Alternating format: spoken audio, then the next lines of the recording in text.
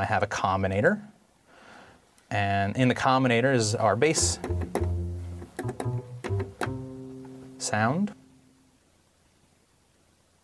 And there's also, you'll notice, another box right here. It says mix.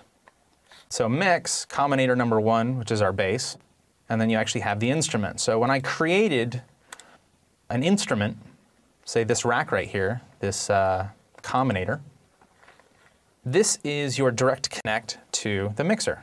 So this that I have selected right now is, for all intent and purposes, this channel strip right here. So anything that's going on with that channel strip in regards to insert effects, anything like that has to do with this device. Now you'll notice show insert effects. I can hit this and I can put say a compressor in line, or maybe I want to use a bass amp.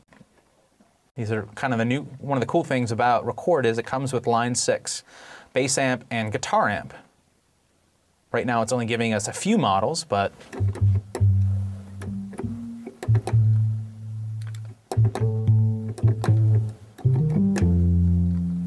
turn down the drive a little bit. But this is an insert effect. So if we were to tab it around, you would notice from the combinator,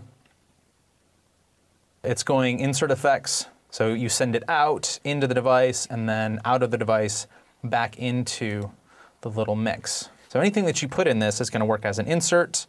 It's just very clever and elegant the way they've sort of designed this. So you have basically 2 physical objects in your rack that represent our sound or our bass. So this device that we have selected here, which is our ID8 combinator, this has our bass, and if we open up in devices, again, we saw this earlier, there's a little mini mixer, a micro mixer, 6-channel mixer. There's a reverb, there's the ID8 where the sound is coming from, and then there's a spider audio, which is basically a merger splitter for audio. We'll talk more about that. And then we have a bass amp that's actually inside of it, followed by an equalizer. If we were to flip it around, you'd see how everything is sort of connected into itself. Kind of complicated. Don't really need to go there right now, but I'm just showing you have this device. Now this device here is represented in our sequencer track. So let's go ahead and look at the sequencer. I'm going to hit F7, and there you will see the combinator. So if I turn this off, that's the record arm. But since I'm using my master keyboard, whatever track I have selected, you notice I have the transport selected, I'm hitting the keyboard, we're not hearing anything because that track is selected. If I were to select my combinator again, which is our bass, you would hear that. We need to have this, when we look at this, I'm going to zoom in a little bit. In terms of zooming, there's a couple ways that we can zoom. Your horizontal zoom is, this is my vertical zoom, these plus and minus.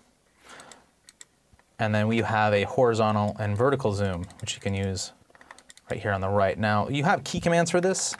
G and H are probably the quickest and easiest way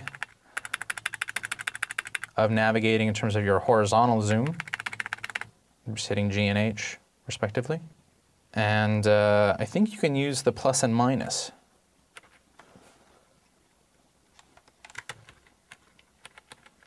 So right now I'm using the command key, plus, minus, and I think if you hit command shift, that's your vertical as well.